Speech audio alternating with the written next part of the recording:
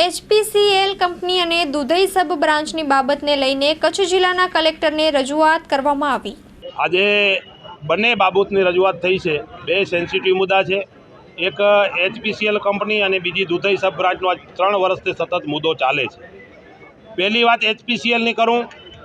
HPCL company કચ્છમાં પહેલી આવી છે એવું કાંઈ નથી। કચ્છનો વિકાસ કરવા માટે આ કંપની આવી છે પહેલી એવું કાંઈ નથી। અનેક કંપનીઓ આવી છે, એનું નામ લેવા જાઉં તો બહુ લાંબુ થાય।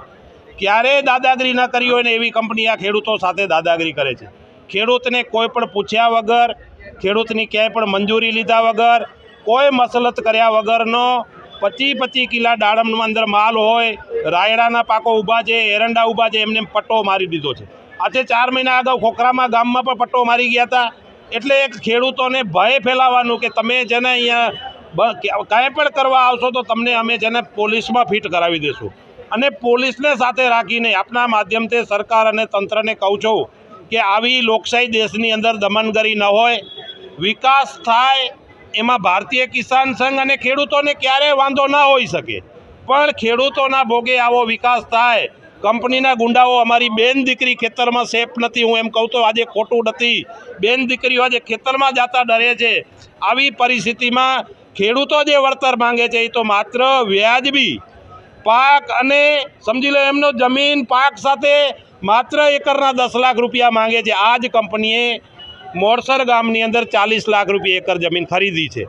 એટલે આ આખું એક છે ને, અને ખેડૂતો સાથે ભેદભાવ રાખે છે। આગળ અન્ય ખેડૂતોને કાંઈક અહીંયા કાંઈક, અને મને એમ લાગે છે કે ખેડૂતો સાથે જ્યારે આવું વર્તન થયું ત્યારે ભારતીય કિસાન સંઘને ખેડૂતો રજૂઆત કરવા આવ્યા, અને ખેડૂતોને એ લોકો એમ કહે છે અમને ભારતીય કિસાન સંઘ સાથે વાંધો છે। એટલે તમે જો ખેડૂતો સાથે મસલત કરીએ તો ખેડૂતો અમારા સુધી ન પહોંચ્યા, પણ ખેડૂતોને તમે અન્યાય કરો ત્યારે ખેડૂતો ક્યાં જાય? એટલે ખેડૂતોને દબાવવાનું કામ કરે છે।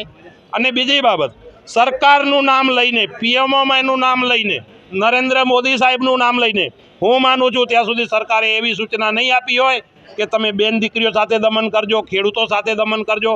આ કંપની પોતાનો નફો વધારવા માટે, પોતાના પૈસા બચાવવા માટે આખું જેને દમન કરે છે। એટલે આજે કલેક્ટરશ્રીને આપના માધ્યમથી હું કહું છું, સરકારશ્રીને કહું છું કે તાત્કાલિક આ કંપની ઉપર બેન્ડ મારવો જોઈએ, નહીં તો આગામી દિવસોમાં અમારે વિવિધ કાર્યક્રમો આપવા પડશે। કાંઈ પણ પરિસ્થિતિ નિર્માણ થશે તો આપશ્રીની જવાબદારી રહેશે। બીજી બાબત આજે દુધઈની છે। દુધઈ આપ તમે બધાએ જાણો છો, 3 વર્ષથી અમે સતત ફિલિંગ ભરીએ છીએ। ટેન્ડરો પડી જાય, ટેન્ડર રદ થઈ જાય, અહીંયા કેટલાક રાજકીય લોકો આવીને એની જવાબદારી લઈ જાય। હજી સુધી એમાં જેને એકડોય ઘૂંટાણો નથી। એટલે તાત્કાલિક ધોરણે આ બંને બાબતમાં ઘટતું નહીં થાય તો આજે અલ્ટિમેટમ પણ આપ્યું છે અમે 23 તારીખથી। જો આ બાબતમાં ઘટતું નહીં થાય તો 23 તારીખથી ફરીથી અહીંયા અમે ધરણા ઉપર બેસવાના છીએ, અને સંપૂર્ણ કચ્છના ખેડૂતો અહીંયા બેસશે। એટલે આવું ક્યારે ચલાવી નહીં લેવાય। એટલે આપના માધ્યમથી કહું છું કે તમને ભગવાન શ્રી રામના અત્યારે જેને જાપ જપવાનું ચાલુ છે, ભગવાન શ્રી રામ એમને બુદ્ધિ આપે અને તાત્કાલિક ધોરણે આ બંને પ્રશ્ન, સેન્સિટિવ પ્રશ્ન છે, એનો હલ થાય।